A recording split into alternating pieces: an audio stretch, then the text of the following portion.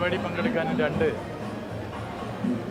വയനാട് ടൂറിസത്തെ എല്ലാവരും ചേർന്ന് കൈപിടിച്ചു ഉയർത്തുക. കാരണം സാധാരണ മനുഷ്യരുടെ ജീവിതത്തെ ബന്ധപ്പെട്ട് കിടക്കുന്നതാണ് ഇവിടുത്തെ ടൂറിസം മേഖല. ആ ടൂറിസം മേഖലയെ കൈപിടിച്ചു ഉയർത്തണം.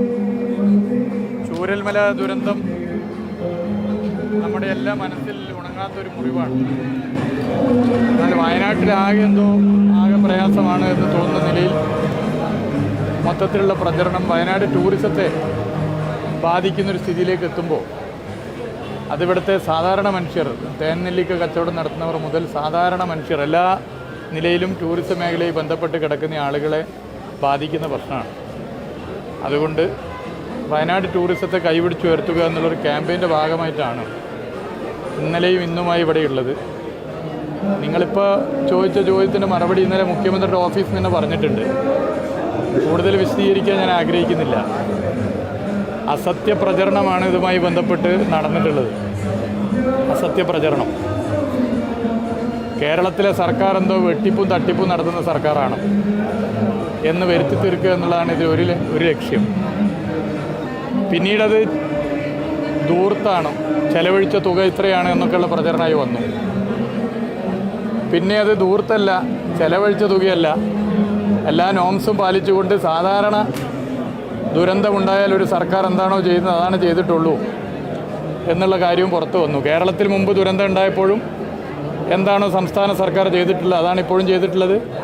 കേരളത്തിൻ്റെ പുറത്ത് ഏതെങ്കിലും സംസ്ഥാനത്ത് ദുരന്തമുണ്ടായപ്പോൾ അവിടുത്തെ സംസ്ഥാന സർക്കാർ എങ്ങനെയാണോ ഇടപെട്ടത് അത് തന്നെയാണ് ചെയ്തിട്ടുള്ളത്. എല്ലാ നോംസും പാലിച്ചുകൊണ്ടാണ് ഇതിൽ ഇടപെട്ടിട്ടുള്ളത് എന്നുള്ള കാര്യം പുറത്തു വന്നു. അത് പിന്നീട് ആളുകൾക്ക് പൊതുവെ മനസ്സിലാകുന്ന സ്ഥിതി വന്നു. ഇത് വളരെ ബോധപൂർവം കേരളത്തിലെ സർക്കാരിന് നേരെയുള്ള ഇരുതല മൂർച്ചയുള്ള ആയുധ പ്രയോഗമാണ്. ഇരുതല മൂർച്ചയുള്ള ആയുധ പ്രയോഗം. ഒന്ന്, ഈ സർക്കാരിൻ്റെ വിശ്വാസ്യത തകർക്കുക. ദുരന്തമുഖത്തും മറ്റും സർക്കാർ നടത്തുന്ന ഇടപെടലുകൾ പൊതുവെ എല്ലാവരും അംഗീകരിക്കുന്നതാണ്. ആ വിശ്വാസ്യതയെ തകർക്കുക എന്നുള്ളതാണ് ഇതിലെ ഒരു ലക്ഷ്യം. സർക്കാർ വെട്ടിപ്പും തട്ടിപ്പും നടത്തുന്ന സർക്കാരാണ് എന്ന് വരുത്തി തീർത്തി സർക്കാരിൻ്റെ വിശ്വാസ്യത തകർക്കുക. ദുരന്തമുഖത്ത് ലോകത്തേതൊരു സർക്കാരിന് മാതൃകയായി മാറിയ കേരളത്തിലെ ഇടതുപക്ഷ സർക്കാരിൻ്റെ വിശ്വാസ്യത തകർക്കുക എന്നുള്ളതാണ് ഇതിലെ ഒരു രീതിയെങ്കിൽ മറ്റൊന്ന്, ഇതിൻ്റെ ഗുണഭോക്താക്കൾ ആരാണ്? ഇപ്പോൾ കേന്ദ്ര സർക്കാരിൽ നിന്നും നമ്മളൊക്കെ തന്നെ ഫണ്ട് പ്രതീക്ഷിക്കുകയാണ്. മുഖ്യമന്ത്രി ഉൾപ്പെടെ ആ പ്രതീക്ഷ കൈവിട്ടിട്ടില്ല. ഞങ്ങളാരും കൈവിട്ടിട്ടില്ല. ഫണ്ട് ലഭിക്കുന്ന തന്നെയാണ് പ്രതീക്ഷിക്കുന്നത്. പ്രധാനമന്ത്രി ഇതുവരെയും പറഞ്ഞിട്ടില്ല ഫണ്ട് നൽകില്ല എന്ന്. ഇവിടെ പ്രധാനമന്ത്രി വന്നപ്പോഴും പ്രധാനമന്ത്രിയുടെ ബോഡി ലാംഗ്വേജും പ്രധാനമന്ത്രിയുടെ വാക്കുകളും കേരളത്തിന് അർഹമായ സഹായം കേന്ദ്ര സർക്കാർ നൽകുമെന്നുള്ളത് തന്നെയാണ്.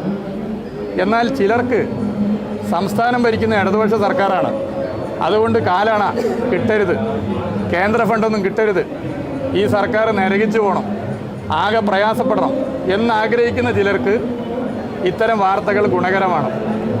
കാരണം നാളെ കേന്ദ്ര സർക്കാർ ഫണ്ടൊന്നും നൽകിയിട്ടില്ലെങ്കിൽ, ഇപ്പം തന്നെ സംഭവം നടന്ന് 40-45 ദിവസം കഴിഞ്ഞിട്ട് ഫണ്ട് എന്താണ്, കേന്ദ്ര സഹായം എന്താണ് ലഭിക്കാത്തതെന്ന് സ്വാഭാവികമായിട്ടും ആളുകൾ പലരും ചർച്ച ചെയ്യുന്നുണ്ട്. ആ പശ്ചാത്തലത്തിൽ കേന്ദ്ര ഫണ്ട് കിട്ടാത്തത് കണക്ക് കൃത്യമല്ല, അല്ലെങ്കിൽ ധൂർത്താണ് എന്നൊക്കെ പറഞ്ഞ് പിടിച്ചു നിൽക്കാൻ പറ്റും എന്ന് കരുതുന്ന ചിലരാണ് ഇതിൻ്റെ ഗുണഭോക്താക്കൾ. അതാണ് ഞാൻ പറഞ്ഞത്, ഇരുതല മൂർച്ചയുള്ള ആയുധ പ്രയോഗമാണ്.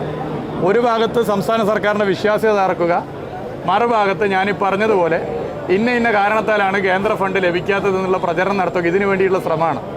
എന്നാൽ ഒന്ന് ഞങ്ങൾ പറഞ്ഞുതരാം, ഇത് മുമ്പും കേരളത്തിൽ നടന്നതാണ്. 2016 ഇടതുപക്ഷ സർക്കാരിനെ ഇരുതല മൂർച്ചയുള്ള ആയുധ പ്രയോഗമല്ല, പലതല മൂർച്ചയുള്ള ആയുധ പ്രയോഗം ഉപയോഗിച്ച് വീശി നോക്കിയതാണ്. എന്നാൽ ഞങ്ങൾക്ക് ജനങ്ങളുടെ വിശ്വാസമാണ്, ജനങ്ങളിതൊക്കെ മനസ്സിലാക്കുന്നുണ്ട്.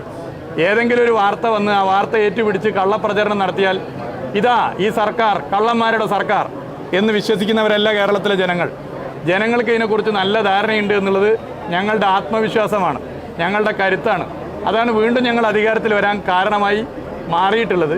അതുകൊണ്ട് ഞങ്ങളെ സംബന്ധിച്ചിടത്തോളം ഇതിലൊക്കെ കൃത്യമായ ധാരണയുണ്ട്.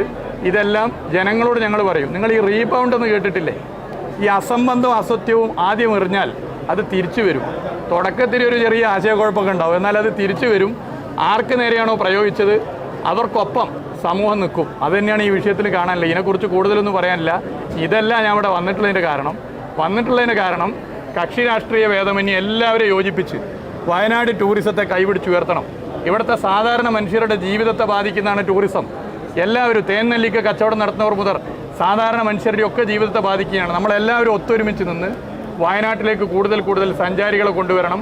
ഇവിടുത്തെ ടൂറിസത്തെ കൈപിടിച്ചുയർത്തണം. ഇതിനാണ് പ്രധാനമായി വന്നത്. ഓക്കെ.